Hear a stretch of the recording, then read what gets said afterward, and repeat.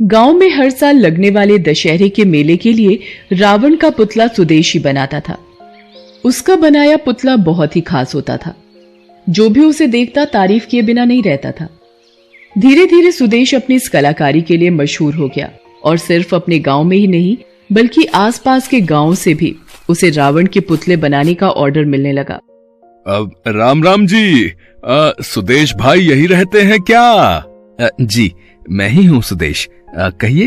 अरे वाह भाई वाह, वाकई आपकी कला के बारे में जैसा सुना था वैसा ही पाया। आपके पुतले तो बिल्कुल असली लगते हैं। ऐसा लगता है मानो अभी बोल पड़ेंगे। जी बिल्कुल सही कहा आपने, बहुत मेहनत लगती है इस काम में। वैसे आप कौन हैं भाई साहब? मैं वो पास के गांव से आया हूँ। बड़ा नाम सुना था आपका, तो आपकी कला देखने चला आया। बस देखने आए हैं? जी आया तो देखने ही था, पर अब सोच रहा हूँ कि आपको पुतला बनाने का ऑर्डर दे ही दूं। हाँ तो दीजिए ना, अब की ना अपने पते की बात। सुदेश के पास काम की कमी नहीं थी। दशहरे के वक्त तो उसके पास सांस लेने की फुर्सत भी नहीं होती थी।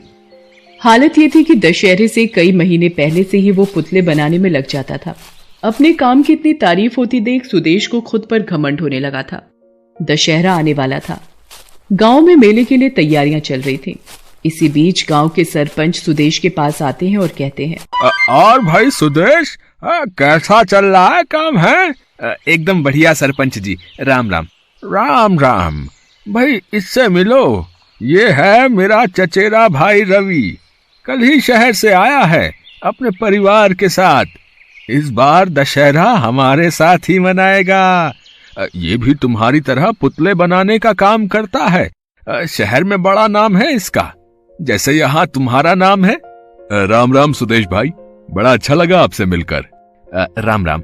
अच्छा तो आप भी पुतले बनाते हैं? सरपंच जी आपके भाई हैं तो कुछ नहीं कहूंगा, पर ये शहर वाले क्या जाने हमारी संस्कृति के बारे में है? मेला और मेले की रौनक तो हम गांव वाले ही जानते हैं। इनका काम भी अच्छा होगा, पर मेरी बात तो अलग है भाई। अरे ये आप कैसी बातें कर रहे हैं? शहर वाले हैं तो क्या हुआ, हम भी अपनी संस्कृति से जुड़े हैं और सारे तीज त्योहार खूब अच्छे से मनाते हैं हम भी। रही बात रावण के पुतले की, तो उसे तो जलना ही है। अरे ये क्या बात हुई, रावण है तो जलेगा ही, पर कलाकारी भी कोई चीज होती है। लगता है आप बुरा मान गए मेरी बात का। वो तो सरपंच जी ने आपकी तारीफ की तो मैंने भी सोचा कि आपको आईना दिखा दूं। यहाँ आसपास के जितने भी गांव है ना, हर जगह मेरे हाथ का बना पुतला देखने ही आते हैं लोग। दूर दूर तक नाम है मेरा। शर्त लगा सकता हूं कि मेरे जैसा रावण का पुतला कोई बना ही नहीं सकता। अच्छा जी, इतना घमंड है आपको, तो फिर चलिए लगा ही लेते हैं शर्त। हाँ क्यों नहीं, बताइए बताइए क्या शर्त लगानी है? ऐसा करते हैं, इस बार गांव के मेले के लिए हम दोनों रावण का पुतला बनाते हैं, फिर देखते हैं लोगों को किसका पुतला ज्यादा पसंद आता है। हाँ बिल्कुल, अब आपने अपनी बेइज्जती करवाने की ठान ही ली है तो मैं क्या करूं? सुदेश रवि की चुनौती स्वीकार कर लेता है। उसे पूरा भरोसा था कि उसका पुतला रवि के पुतले से अच्छा ही होगा। रवि पूरी मेहनत से अपना काम कर रहा था। दूसरी तरफ सुदेश बेफिक्र था। वो अपने पुतले पर कोई खास मेहनत नहीं कर रहा था। उसके पास पहले से जो सामान था वो उसी से रावण का पुतला बनाने लगा। कुछ ही दिनों में दोनों ने अपने अपने पुतले बना लिए। फिर दशहरे से एक दिन पहले सुदेश का एक दोस्त भागा भागा उसके पास आया। अरे सुदेश, गजब हो गया भाई। अरे क्या हुआ, कोई भूत देख लिया क्या तूने? ना भाई, भूत तो नहीं, पर असली का रावण देख कर आ रहा हूँ। है? ये क्या बकवास कर रहा है? अरे बकवास नहीं, अरे बिल्कुल सही कह रहा हूँ रे। अरे तूने बहुत बड़ी गलती कर दी मेरे भाई। उस रवि से शर्त लगाकर है, अभी उसका बनाया पुतला देख कर आ रहा हूँ। माँ कसम भाई, पुतला तो लग ही नहीं रहा। इतना बड़ा, इतना खतरनाक, अरे ऐसा लग रहा है जैसे असली का रावण हो रे। अरे तेरा पुतला तो कुछ भी नहीं है उसके सामने। हाँ चुप हो जा, तू मेरा दोस्त है या उसका? मेरा घर तो उस रवि के घर के ठीक पीछे ही है। ऐसा क्या अजूबा बनाया उसने जो मुझे नहीं दिखा? अरे तूने देखने की कोशिश ही नहीं की मेरे भाई। पूरे गांव में उसके पुतले के चर्चे हैं। हर कोई जा रहा है उसके घर उसका बनाया पुतला देखने। यकीन नहीं है तो चल, खुद चलकर देख ले।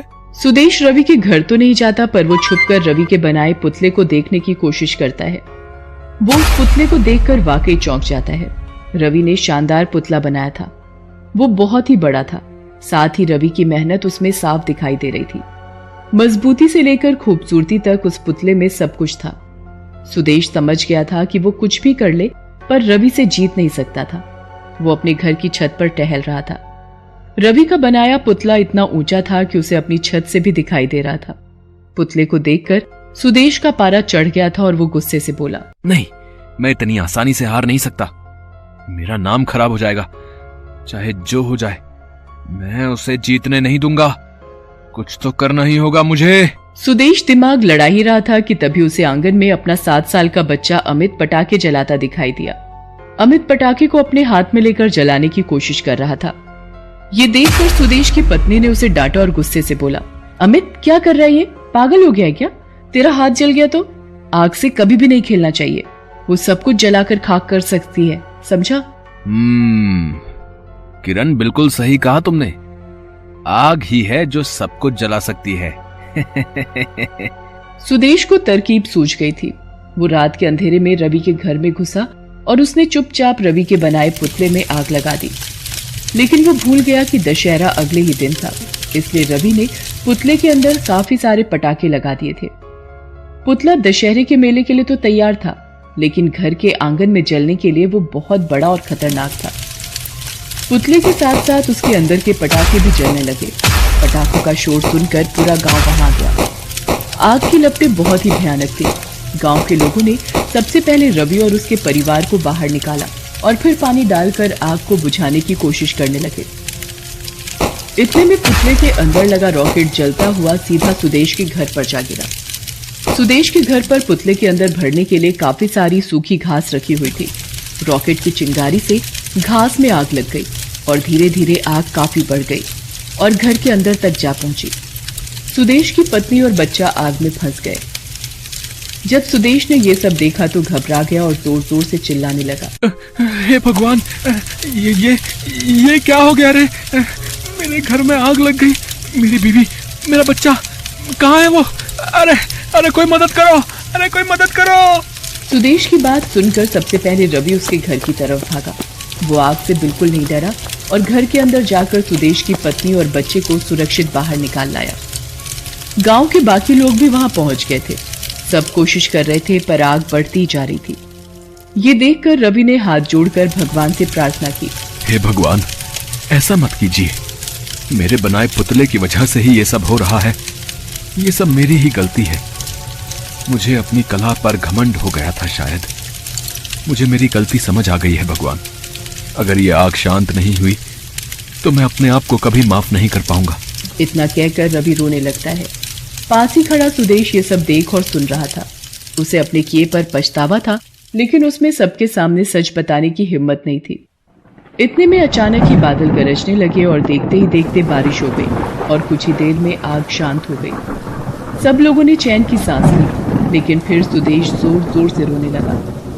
अरे ये क्या कर दिया भगवान? बारिश क्यों कर दी आपने? अरे पगला गए हो क्या सुदेश? बारिश हुई है तो अच्छा ही हुआ ना। तुम्हारा घर जलने से बच गया। घर तो बच गया सरपंच जी, पर मेरा पुतला जो मैंने इतनी मेहनत से बनाया था वो भी तो बारिश में भीग गया होगा। उससे तो मैं बाहर ही छोड़ आया था। कल ही तो दशहरा है। आप ही बताओ, इतनी जल्दी नया पुतला कैसे बनेगा? सुदेश की बात सुनकर रवि उसके पास गया और उसके कंधे पर हाथ रखकर बोला, कोई बात नहीं सुदेश भाई, शायद हम दोनों ने अपनी कला का अपमान किया था आपस में शर्त लगाकर, इसीलिए हम दोनों के ही पुतले नहीं बचे। ऐसा करते हैं, अब हम दोनों मिलकर मेले के लिए पुतला बनाते हैं। सुदेश पहले ही शर्मिंदा था और फिर रवि की बात सुनकर उसकी आंखों में आंसू आ गए। वो रवि के पैरों में गिर पड़ा। उसने खुद पूरे गांव के सामने सारी सच्चाई बता दी। गांव के लोग उस पर नाराज होने लगे तो रवि ने सबको समझाया, नहीं, इसमें सुदेश भाई की जितनी गलती है उतनी ही मेरी भी है। देखो, सुबह होने ही वाली है। अच्छी बात तो यह है कि आज दशहरे के दिन मेरे पुतले के साथ हम दोनों का घमंड भी जल गया और सुदेश भाई के पुतले के साथ हमारे दिल का मैल भी धुल गया। अब चलो सुदेश भाई, ऐसे खड़े रहने से काम नहीं चलेगा। शाम तक नया रावण का पुतला भी तो बनाना है।